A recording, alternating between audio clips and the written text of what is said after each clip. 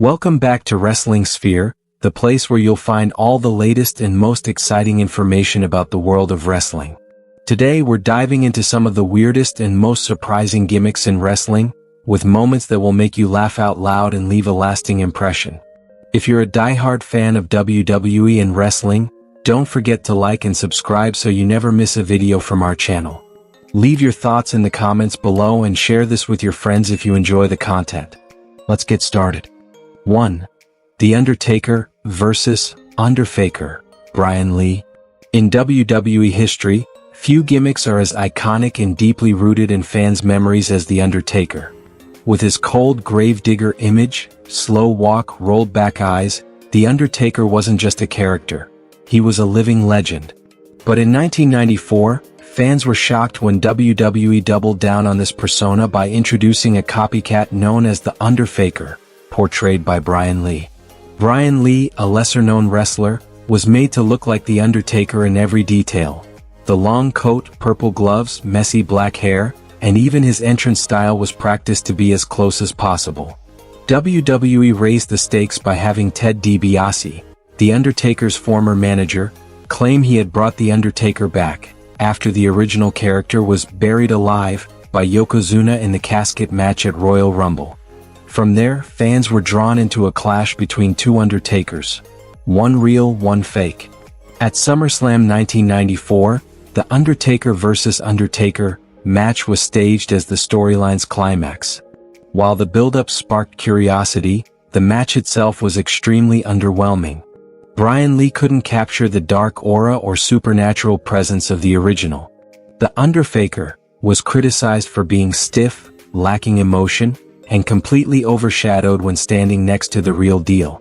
After a quick loss, the fake Undertaker disappeared from WWE, and the gimmick was quickly added to the list of worst ideas ever produced. Even so, it remains a classic example that not every persona can be copied, especially when that persona is The Undertaker. 2. Sting vs. The Crow, WCW/TNA. Sting is one of the greatest icons in wrestling history, known for his colorful outfits and powerful, heroic presence. However, one of the most memorable turning points in Sting's career came in the mid-1990s, when he transformed his image from a hero into a darker character, closely resembling the Crow. In 1996 and 1997, Sting decided to reinvent himself as a brooding figure, with a look inspired by the 1994 film The Crow, in which the main character Eric Draven returns from the dead to seek revenge. Wearing white face paint, black clothing and growing his hair long, Sting created an entirely new persona, shifting from a bright, energetic figure to a mysterious and shadowy presence. This was a bold move, as Sting not only changed his appearance but also altered his approach to matches and dramatic segments. The gimmick quickly became a WCW symbol and was central to many famous matches, especially his showdown with Hollywood Hogan at events like Starrcade 1997. However, many people felt that Sting's The Crow character wasn't just a transformation, but nearly an exact replica of the movie's lead character. Although Sting added a few distinctive touches of his own, his heavy reliance on the film's imagery made the character feel more like a copy than an original creation. Despite this, Sting maintained his popularity with fans and continued to be one of wrestling's all-time legends. 3. Goldust vs. Black Reign, TNA. When it comes to bold, eccentric gimmicks that break all gender norms in wrestling, the name Goldust cannot be overlooked.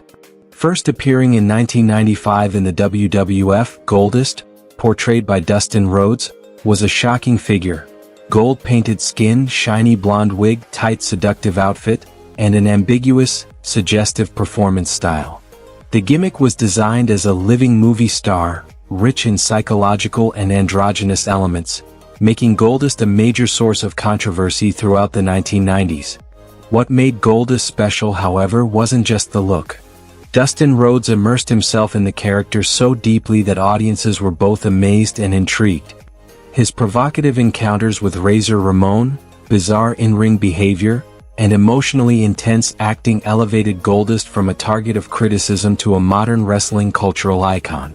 In 1996, The character reached its peak with the Intercontinental Championship and appeared in numerous shocking segments on national television.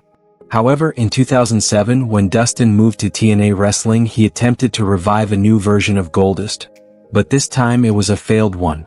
The character was called Black Rain. He still wore tight outfits, but now in dark gray tones with a black and white nightmare-like face, and carried a guinea pig named Misty. Black Rain was promoted as the dark personality within Dustin Rhodes, but nothing fit together. No psychological depth, no clear storyline, and no engaging performance. Not long after, the character was quietly removed and never mentioned again. 4. Kane vs. Abyss TNA. When Kane first appeared in WWE in 1997, he wasn't just a villain, he was a horror-themed creature. The story of the Undertaker's deformed younger brother who survived a devastating fire at a funeral home created a terrifying icon in the minds of fans. With his signature red and black mask, massive build, overwhelming strength, and ability to control fire, Kane quickly became one of the most chilling and successful gimmicks in WWE history. From his debut at Bad Blood, In Your House in 1997, where he tore the door off the Hell in a Cell cage, Kane left an unforgettable mark. He went on to win the WWE Intercontinental, Tag Team, and Money in the Bank titles, and at one point held the record for most Royal Rumble eliminations in a single match, 11 in 2001, a record that stood for years. However, in TNA Wrestling, a character with a remarkably similar appearance and wrestling style emerged. Abyss. With a large build, a full-face leather mask, unstable psychology, and a preference for using weapons in hardcore matches, Abyss was widely viewed as a Kane knockoff, tailored for a smaller market. The similarities didn't end with the look. Abyss also had a nearly identical backstory: childhood trauma, monstrous behavior, and manipulation by sinister figures like Father James Mitchell, a kind of TNA version of Paul Bearer. To be fair, Abyss wasn't without talent. He had solid physical ability and participated in brutal matches against names like Sabu, Raven, and AJ Styles. But the glaring similarities to Kane made comparisons inevitable. TNA tried to refresh the character by giving Abyss the ability to speak, and later even transforming him into a teacher persona, Joseph Park. But these changes only made fans miss the original mystery of Kane more. Abyss held the NWA World Heavyweight Championship in 2006, but he never reached the legendary status that Kane achieved in WWE. His gimmick remains permanently labeled as a failed version, an unsuccessful attempt to replicate the soul of a classic monster. 5. Razor Ramon vs. the Fake Razor, Rick Bogner. Razor Ramon, portrayed by Scott Hall, was one of the most iconic gimmicks of the 1990s. With his flashy look, leather vest, slick back hair, gold chains, and Cuban mob boss persona, Razor quickly won over the audience. The character wasn't just unique, it was deeply tied to Hall's natural performance, from his Scarface-like accent to his cocky swagger. The blend of bad guy, attitude, and undeniable charisma made Razor Ramon the perfect anti-hero wrestler. Debuting in WWF in 1992, Razor quickly rose to success with 4 Intercontinental Championship reigns, including a legendary ladder match against Shawn Michaels at WrestleMania X, one of the most critically acclaimed matches of all time. However, in 1996, Scott Hall left WWF to join WCW, leading to the formation of the NWO, one of the most historic turning points in wrestling history. Not wanting to lose a popular gimmick, WWF, now WWE, made a bold but risky move. They introduced a new version of Razor Ramon, played by Rick Bogner. At the same time, they did something similar with Kevin Nash's character Diesel, replacing him with Glenn Jacobs, who would later become Kane. The fake Razor Ramon debuted in late 1996 but was immediately rejected by the wrestling community. Despite Rick Bogner's efforts to imitate Scott Hall's gestures, voice, and presence, he lacked the natural swagger and gangster vibe that made the original Razor special. Fans at Raw shows even booed loudly whenever the character appeared. The promotional video for the new version was mocked to the point of becoming a running joke on television. And that serves as a clear reminder: a gimmick isn't just about clothes, hair, or voice, it's an identity tied to the person. No one can be Razor Ramon except Scott Hall himself. 6. Trish Straitis vs. Trish 2.0, Mandy Rose. In the golden era of WWE's women's division, few names carried as much weight and legacy as Trish Straitis. A trailblazer who redefined what it meant to be both beautiful and dominant, Trish rose from eye candy to 7-time women's champion, mixing pin-up glamour with legitimate in-ring skill. Her charisma, golden blonde hair, and iconic entrance made her a generation-defining superstar. But years later, fans started to see a familiar image re-emerge. Just not quite the same. Enter Mandy Rose, a WWE superstar introduced during the Divas Revolution, who instantly drew comparisons to Trish. With the same blonde bombshell appeal, heavy glamour influence, and a background in fitness modeling, Mandy seemed built in the mold of Straitis. WWE didn't shy away from these parallels, marketing Mandy with seductive photo shoots, similar ring gear, and even pushing her in storylines that mirrored Trish's early feuds. To many fans, Mandy wasn't carving her own path, she was walking one already paved. For a time, WWE leaned into this Trish 2.0 narrative. Mandy appeared on Tough Enough, gained traction on SmackDown Live, and was often placed in moments that echoed Trish's legacy. Yet, when it came to substance, in-ring storytelling, crowd control, and emotional depth, Mandy struggled to escape the shadow of her predecessor. Critics claim she lacked Trish's fire and natural presence, calling her a cover band version of a Hall of Famer. The comparison hit a boiling point during WWE Evolution 2018, when Trish returned to the ring, and fans couldn't help but contrast her lasting star power with Mandy's then flat character work. Even Trish herself, in interviews, mentioned she saw the comparison but believed every woman should aim to be original, not recycled. So, while the early days of her career may have mirrored Trish Straitis in almost uncomfortable ways, Mandy's evolution proves one thing: you can't force greatness through imitation. Icons like Trish can be admired, but never duplicated. 7. Ultimate Warrior vs. Renegade WCW. In the late 1980s and early 1990s, the Ultimate Warrior was one of WWF's biggest icons. With his wild, unkempt hair, war paint on his face, bulging muscles, and thunderous sprints to the ring, Warrior gave fans the feeling they were witnessing a wild god of strength. His cryptic, mysterious way of speaking, almost as if he were communicating with cosmic entities, also made him one of the most confusing yet captivating characters. His peak came when he defeated Hulk Hogan at WrestleMania 6 to become both WWF Champion and Intercontinental Champion, a feat unheard of at the time. Warrior's departure from WWF in 1992 left a significant void. And WCW, in an effort to compete, attempted to fill that gap in the most bizarre way, by creating a knockoff version named Renegade, portrayed by Rick Wilson. From the face paint, hairstyle, body build, running style, to hand gestures, everything was copied to give off the illusion that this was the Ultimate Warrior. When Renegade debuted in 1995, WCW fueled the confusion by having him enter through smoky fog, flashing lights, and thunderous music, exactly how Warrior used to make his entrance. At first, fans were confused and even believed the real Warrior had signed with WCW. However, the truth was quickly exposed, and the reaction from the wrestling community was overwhelmingly negative. Renegade lacked Warrior's presence, had poor in-ring skills, and failed to connect with the audience.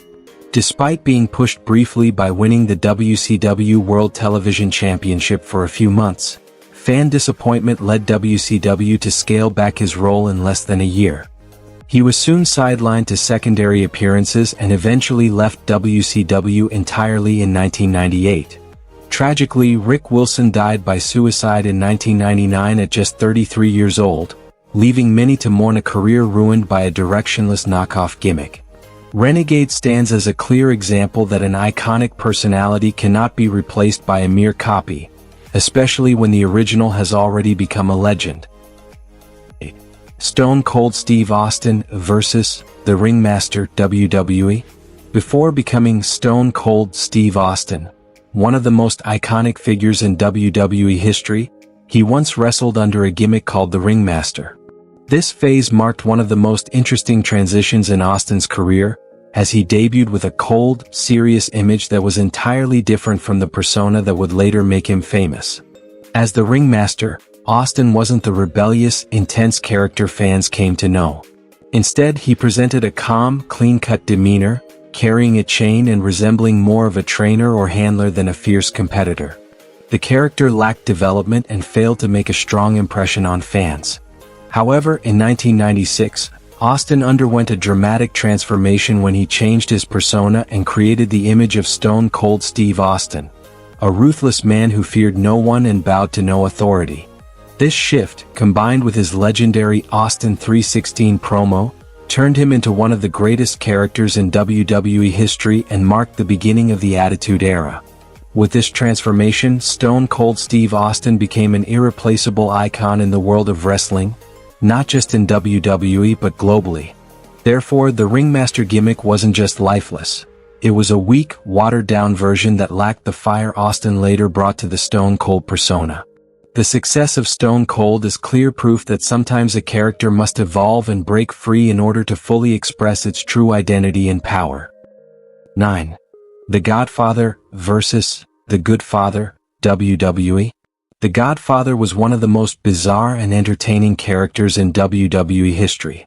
With a gimmick as a nightclub boss, he called himself the Godfather, a man who ran a dating service for gentlemen looking for companionship at night. While the character was comedic and somewhat eccentric, the Godfather's confidence, calm demeanor, and unique charm made him one of the most memorable figures of the Attitude Era. Debuting in 1998, The Godfather was the mature, charismatic version of a streetwise gangster, always accompanied by his entourage of hoes, beautiful and seductive women.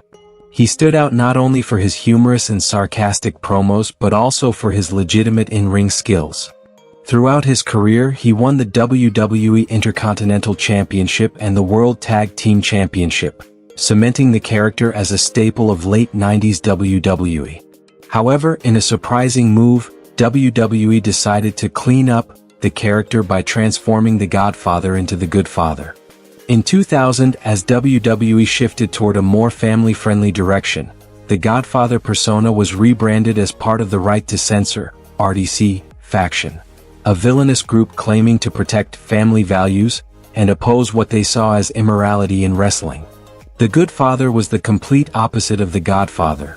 From his outfit, still a suit but no more flashy red jackets replaced by a plain, conservative look, to his behavior, respectable, serious, and with no trace of the whole-loving personality he once had. The problem was that the Good Father lacked everything fans loved about the Godfather. Even though the Good Father won the WWE Tag Team Championship with RDC, this gimmick never gained popularity or long-term success like the Godfather.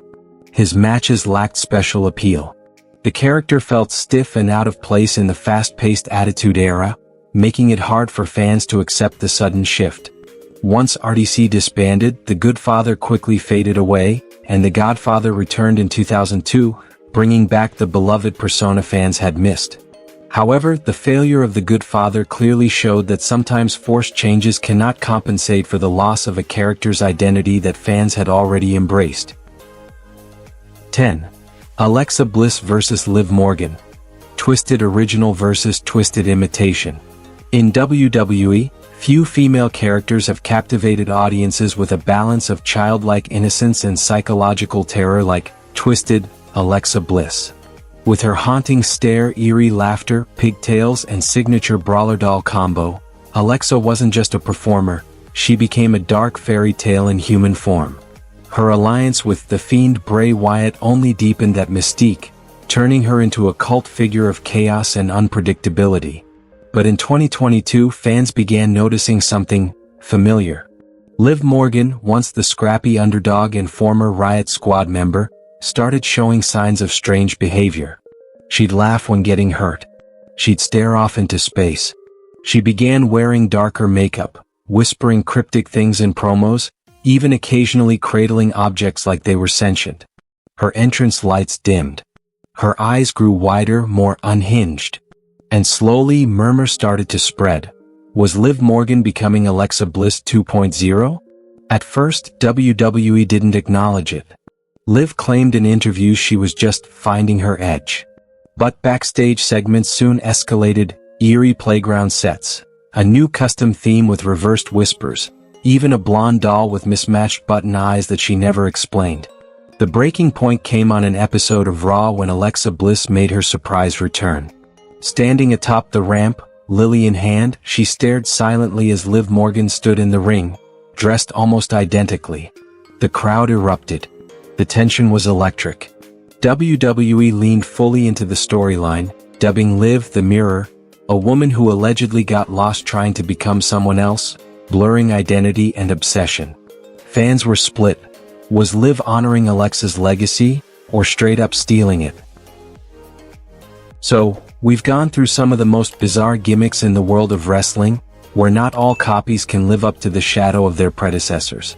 These characters may not have succeeded as expected, but it is their failures and differences that make the world of wrestling more interesting and colorful.